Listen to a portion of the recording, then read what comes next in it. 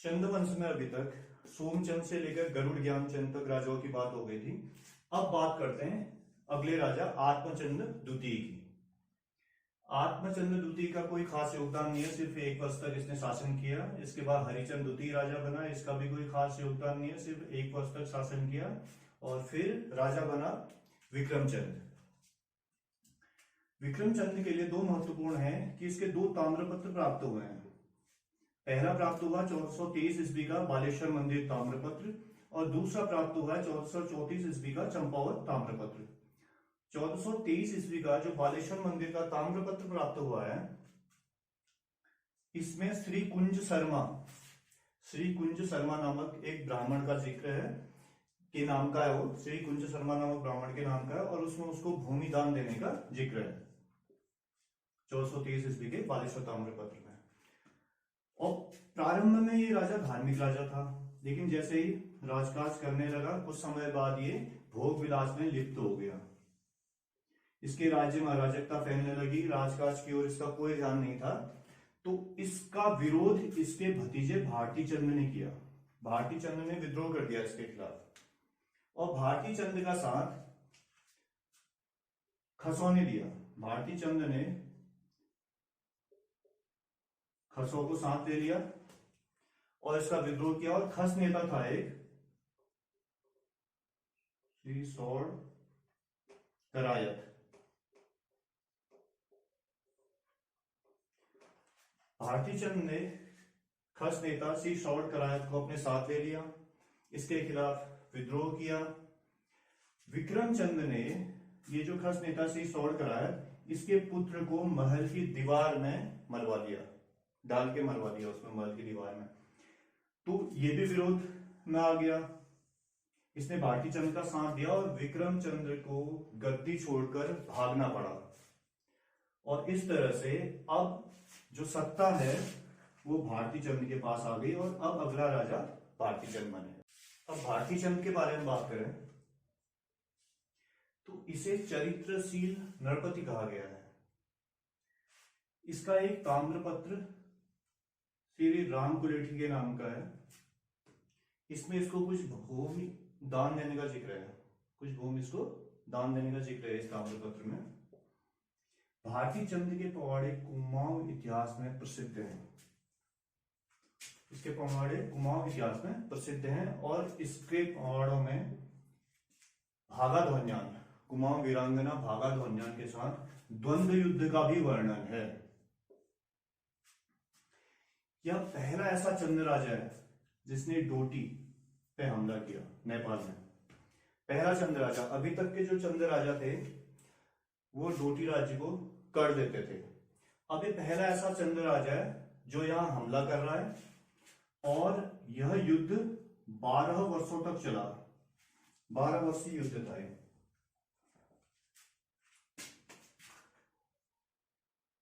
12 वर्षीय युद्ध।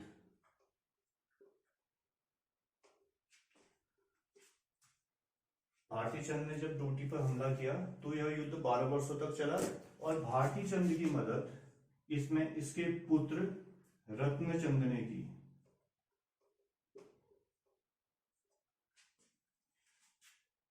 रत्नचंद ने अपने साथ कटेहर राजा को लिया और कटेहरों के साथ मिलकर भारती चंद की मदद की और इस 12 वर्षीय युद्ध में भारती चंद की विजय हुई।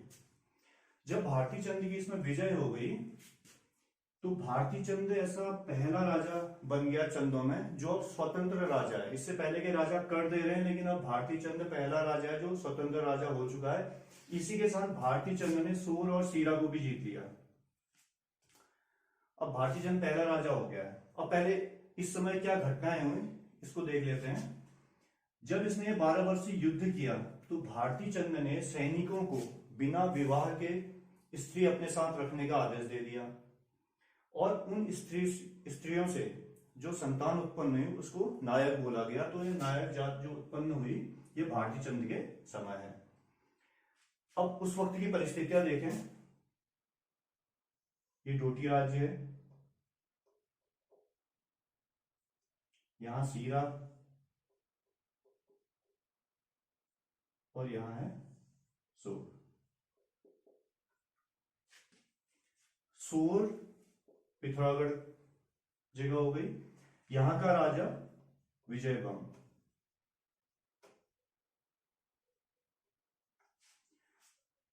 डोटी में है मल्लवंशी राजा।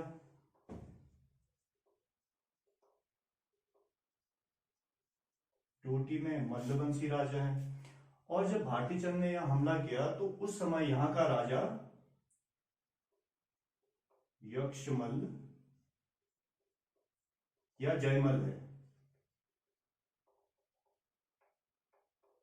यक्षमल्ल या जयमल।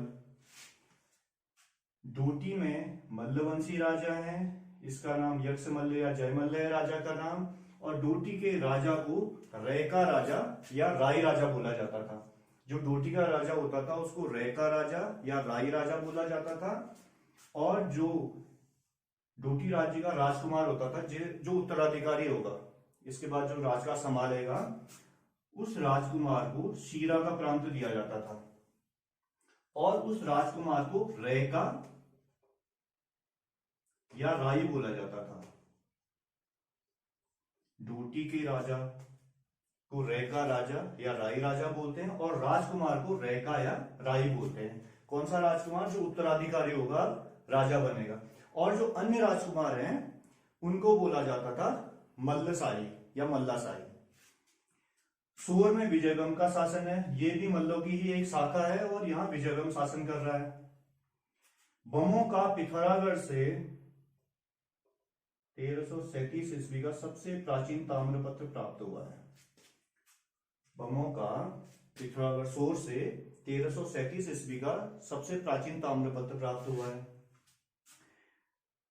सीरा से मल्लों का 1353 ईस्वी का सबसे प्राचीन ताम्रपत्र प्राप्त हुआ है।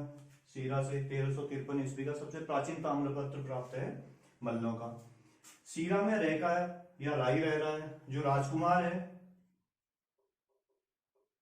मल्ल वंश का, डोटी राज्य का। और यहां उस वक्त राजा था, जो राजकुमार रैका या राई है, उसका नाम है बलि नारायण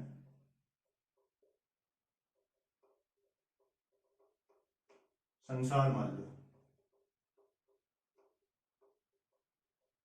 बलि नारायण संसार मल्ल। तो ये उस वक्त की परिस्थिति है।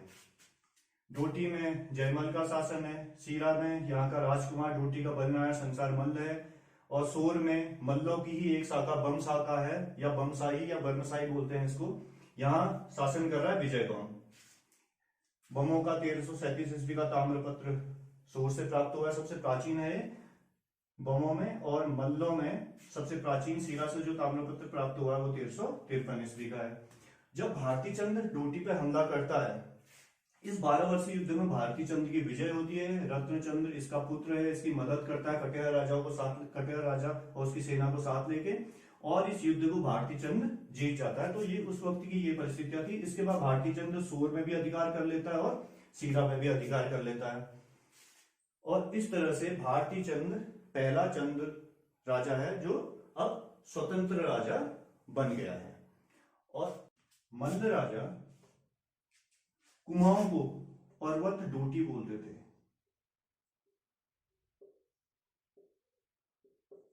कुमाऊं को पर्वत डोटी बोलते थे। और ये जो सीरा प्रांत है इसको बोलते थे पर्वत डोटी का देश। तो ये उस वक्त की घटना है। अब भारती चंद के बाद रत्नचंद्र राजा बनेगा। अब बात करते हैं अगले राजा की। अब रत्नचंद की बात करें तो एक धार्मिक राजा है। जागेश्वर मंदिर में पूजा पाठ की थी इसने, वहां आया था, इस पूजा पाठ की, धर्मशाला बनवाई। रत्नचंद की एक उपलब्धि है, ये चंदों में सबसे पहला राजा है जिसने भूमि बंदोबस्त किया। चंदों में सबसे पहला राजा जिसने भूमि बंदोबस्त किया। रत्नचंद के समय डोटी में नागमल का विद्रोह हुआ। भारती चंद ने यहां अधिकार कर लिया था, ये भारती चंद के अधीन हो गया था। रत्नचंद के समय जो नागमल्ल है, ये नागमल्ल जो मल्लवंशी राजा है उसका जो बड़ा पुत्र है, जो उत्तराधिकारी बनेगा, उसको रेखा या राई बोला जाता है। जो अन्य राजकुमार हैं उनको मल्लाशाही या मल्लशाही बोला जाता है। तो जो छोटे राजकुमार हैं उसी की एक शाखा, उसी का कोई रिश्तेदार नागमल्ल है, जो शाही राजा को, जो वहां का राजा है मल्ल राजा, उसको गद्दी से बाहर कर देता है और खुद सत्ता में कब्जा कर लेता है। अब जो एक डोटी का राजा है जिसको नागमल्ल ने सत्ता से बाहर कर दिया और खुद राजा बन गया, यह डोटी का राजा कुमाऊं के राजा चंद राजा रत्नचंद के दरबार में आता है और इससे शरण मांगता है। यह नागमल्ल डोटी पर तो अधिकार कर लेता है, साथ में कुमाऊं पर भी अधिकार करना चाहता है, इसकी अधीनता से स्वतंत्र रहना चाहता है। रत्नचंद डोटी के शाही राजा की मदद करता है, डोटी पे हमला करता है, नागमल्ल को पराजित कर देता है और जो यहाँ का शाही राजा है उसको फिर से यहाँ का राजा बना देता है। तो इस तरह से रत्नचंद्र डोटी का जो मल्लवंशी राजा है उसको पुनः गद्दी पर बैठा लेता है। अब ये समय का चक्र देखिए, अभी तक जो डोटी को कुमाऊं के चंद राजा कर देते थे भारती चंद से पहले, अब वो रत्नचंद के अधीन हो गए हैं। तो रत्नचंद का यहां डोटी राज्य में अब ये इसके रत्नचंद के अधीन हो गया। इसके बाद रत्नचंद सूर को भी जीतता है। इस वक्त की ये जो घटनाएं हैं, एक राजा जीत रहा है चंद्रवंश का, फिर डोटी के राजा अपना कुछ क्षेत्र वापस ले रहे हैं, फिर चंद राजा फिर हमला कर रहे हैं। तो इस तरह की घटनाएं उस समय होती रह रही हैं। रत्नचंद सूर को भी जीत लेता है। इसके बाद रत्नचंद्र जुमला, बजांग और थल क्षेत्रों को जीतता है। रत्नचंद्र जुमला, बजांग और थल क्षेत्रों को जीतता है। जुमला में जो राजा है उसका नाम है जगन्नाथ भट्ट, बजांग में जो राजा है उसका नाम है खड़कू मेहरा और थल क्षेत्र में जो राजा है उसका नाम है सूर सिंह महर। जब इन तीनों को लगा कि ये रत्नचंद से नहीं जीत सकते तो इन तीनों ने रत्नचंद से संधि कर ली। तीनों ने रत्नचंद से संधि कर दी और प्रत्येक को कर देना था। तीनों में से प्रत्येक को कर देना है और उस कर में सबसे पहले है एक मृगनाभि।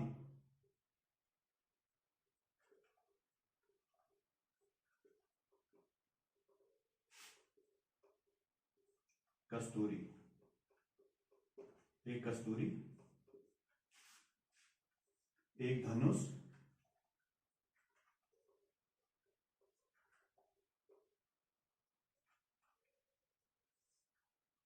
बाणों से भरा तरकस, लिख लीजिएगा, बाणों से भरा तरकस। फोर्थ एक घोड़ा और फिफ्थ एक बाज। एक मृगनाभ, एक धनुष, बाणों से भरा तरकस, एक घोड़ा और एक बाज।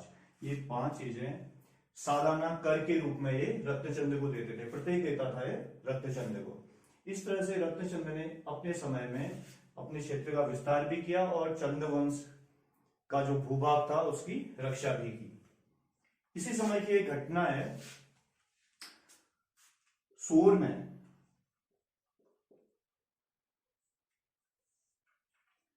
बमों के शासन के समय एक भूमि बंदोबस्त अधिकारी था। उसने क्या किया, उसका नाम है श्री जिंदा कराय, श्री जिंदा कराय। उसने जो भी भूमि बेनाम भूमि थी, जो किसी के नाम की नहीं थी, वो ढूंढी कागजों में और जिसके नाम की है उसके नाम से कागजों में दर्ज कर दी। अब जब किसी की भूमि इसने ढूंढ के उसके नाम पर दर्ज कर दी तो मालगुजारी बढ़ गई, लोगों को अब कर देना पड़ेगा उसमें, तो लोग इसके विरोध में आ गए। और जब ये किसी गांव में मालगुजारी लेने गया था श्री जिंदा कराय, तो इसकी पत्नी को बोला गया कि यह इसकी मृत्यु हो गई है और इसकी पत्नी को बोला कि इसकी आत्मा को शांति तब मिलेगी जब तुम ये सारे कागजात, बंदोबस्ती के सारे कागजात लेके सती हो जाओगी और उसकी पत्नी सती हो गई। सारे कागजातों को लेके बंदोबस्त की गए और जब ये जिंदा कराया वापस आया, इसने देखा कि इसकी पत्नी सती होगी, सारे कागजात भी जला दिए, तो कुछ समय बाद इसकी भी मृत्यु हो गई। तो एक छोटी सी कहानी है कि बंदोबस्ती अधिकारी कौन था उस समय यहाँ। तो इस तरह से रत्नचंद का पूरा हो गया। अब बात करते हैं कीर्तिचंद। अब अगले राजा कीर्तिचंद को पढ़ते हैं। बद्रीदत्त पांडे जी ने कीर्तिचंद को चंद वंश का सबसे प्रतापी राजा कहा है।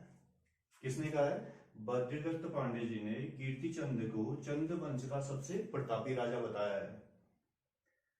कीर्तिचंद के समय डोटी का राजा अपने को स्वतंत्र करने के लिए विद्रोह करने लगा। अभी तक डोटी के राजा चंदों के अधीन हो गए थे। अब कीर्तिचंद के समय डोटी का राजा, जो मल्लवंशी राजा है, ये खुद को स्वतंत्र घोषित करना चाहता है। यह एक बहुत बड़ी फौज लेके आ गया। उसी समय चंपावत में नाग सिद्ध बाबा आए, नागनाथ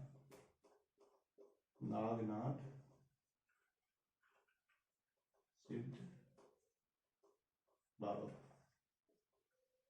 नागनाथ सिद्ध बाबा आए, एक बहुत बड़े योगेश्वर। कीर्तिचंद ने इनके पास गया। राजा ने, नागनाथ सिद्ध बाबा ने राजा कीर्तिचंद को युद्ध में नहीं जाने के लिए बोला कि डोटी युद्ध में राजा नहीं जाएगा, बल्कि अपने सेनापति को भेजो। और नागनाथ सिद्ध बाबा ने एक चाबुक दिया, बोला कि यह अपने सेनापति को दे देना और तुम्हारी विजय होगी। राजा युद्ध प्रेमी है कीर्तिचंद तो, लेकिन फिर भी बाबा के कहने पर यह युद्ध में नहीं जाता और अपने सेनापति को चाबुक देकर भेज देता। यह चाबुक नागनाथ सिद्ध बाबा ने दिया होता है और इसकी सेना जाती है, डोटी विजय कर लेती है। डोटी का राजा हार जाता है और इसकी अधीनता स्वीकार कर लेता है। एक कहानी ये है। और दूसरी कहानी ये है कि नाग सिद्ध बाबा ने कीर्तिचंद को बोला कि जहां तक तेरे बाजे की आवाज सुनाई देगी वहां तक तेरा साम्राज्य होगा। और उसके बाद कीर्तिचंद ने डोटी विजय किया। यहां की विजय के बाद यह लगातार युद्ध करता रहा और जीतता रहा। इसके बाद इसने बारामंडल एवं बिसौत पर हमला किया। यहां कत्यूरी राजा थे, छोटे छोटे मांडलिक राजा, इनको हराया और यहां भी विजय प्राप्त की। इसके बाद कीर्तिचंद ने खकबराकोट तथा सिरनरा में हमला किया और इस क्षेत्र को भी जीत लिया। इसके बाद इसने कैडोरो बोरोरा की विजय की। इस क्षेत्र में क्या था, ये जो सिरनरा से कत्यूरी राजा भागा था वो यहां पहुंचा। कीर्तिचंद की सेना जो आगे बढ़ गई थी, कुछ सेना इसके आगे बढ़ गई थी। रात के समय में इस कत्यूरी राजा ने इसकी फौज को मार दिया, जिससे कीर्तिचंद बहुत ज्यादा क्रोधित हो गया और उसने इस पूरे क्षेत्र को तहस नहस कर दिया। इसने आदेश दिया कि जो व्यक्ति जहां मिले उसको मार दो और पूरी मारकाट मचा दी इसने कैडोरा में, कीर्तिचंद ने, और इस क्षेत्र को जीत लिया। बाद में अपने साथ के कैडा और बोरा लोगों को इसने यहाँ शासन करने दिया कीर्तिचंद ने। तो इस तरह यहाँ मारकाट करके सबको मार के इस क्षेत्र को विजय प्राप्त की थी कीर्तिचंद ने। यहाँ की विजय के बाद इसका उत्साह और बढ़ता ही रहा। उसके बाद ये पाली बिछाव पर इसने अधिकार किया। यहाँ के राजा ने युद्ध नहीं किया। कत्यूरी राजा है छोटा सा, इसने युद्ध नहीं किया, इससे संधि कर ली कीर्तिचंद से और इसकी अधीनता स्वीकार कर ली। उसके बाद कीर्तिचंद ने फलदाकोट पर हमला किया। फलदाकोट जगह पर इसने हमला किया। यहां खाती राजा था, खाती राजा था। इसकी सेना बहुत वीरता के साथ कीर्तिचंद की सेना के साथ युद्ध किया, लेकिन कीर्तिचंद विजयी हुआ और यह खाती राजा युद्ध में मारा गया। इस तरह से कीर्तिचंद ने फलदाकोट की विजय प्राप्त कर ली। यहां से जीतने के बाद कीर्तिचंद ने कोटा एवं कोटली की भी विजय प्राप्त कर ली।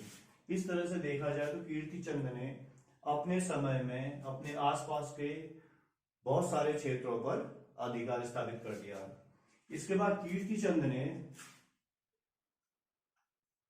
जसपुर, तराई में जसपुर के निकट कीर्तिपुर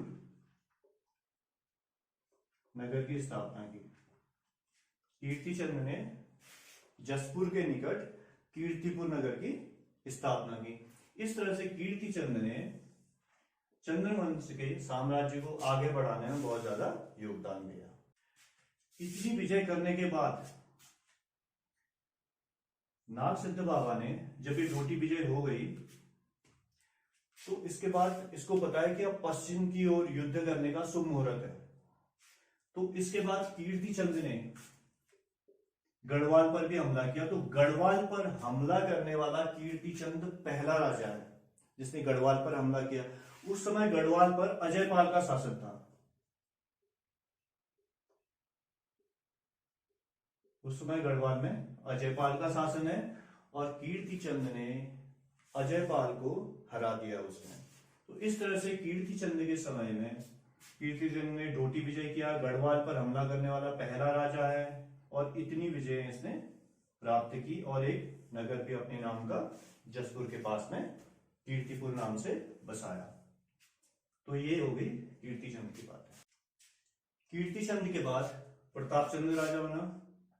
कोई खास उपलब्धि नहीं है, अपने पिता के साम्राज्य को इसने संभाल के रखा। कीर्तिचंद के साम्राज्य को इसने संभाल के रखा, ये इसकी उपलब्धि है। इसके बाद ताराचंद राजा बना। इसका भी कोई खास योगदान नहीं है, 16 वर्ष तक शासन किया। इसके बाद मानिकचंद राजा बना, इसने 9 वर्ष तक शासन किया। एक महत्वपूर्ण घटना इस समय की यह है कि दिल्ली का शासक इस्लाम शाह, उसका प्रतिद्वंदी था खवास खां।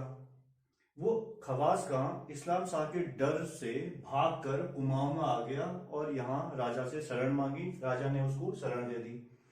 इस्लाम शाह ने आदेश किया कि इसका वापस भेज दो, नहीं तो यहां पर हमला करेगा। लेकिन राजा ने, मानिकचंद ने यह कह रहा है कि जो मेरी शरण में आया है उसको मैं कैद कैसे कर सकता हूं और इसकी रक्षा करना मेरा धर्म है। तो इसने वापस नहीं किया मानिकचंद ने उसको। बाद में खवास खान ने खुद आत्मसमर्पण कर दिया और इस्लाम शाह ने उसको मार दिया, उसके गर्दन काट के उसमें भूसा भर के उसको मार दिया।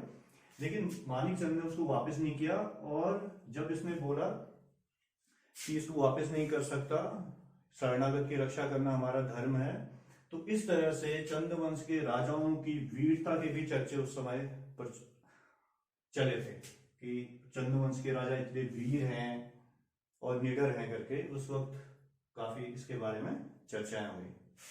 मानिकचंद के बाद कल्याणचंद तृतीय राजा बना। ये एक अत्याचारी राजा था, प्रजा पर बहुत ज्यादा इसने अत्याचार किए, प्रजा में असंतोष बढ़ रहा था। प्रजा ने इसका नाम, लोगों ने इसका नाम कली कल्याणचंद रख दिया कि इतने अत्याचार करता था और कोई खास उपलब्धि इसकी नहीं है। इसने कुछ भी नहीं किया, बस जनता पर अत्याचार ही किए। कल्याणचंद तृतीय के बाद पूर्णचंद या पुनीचंद राजा बना और इसका भी कोई खास योगदान नहीं है, कोई जानकारी इसके बारे में नहीं है। तो इस तरह से चंद्रवंश में यहां तक हो गया। अब इसके बाद के राजाओं के बारे में अगले वीडियो में पढ़ेंगे।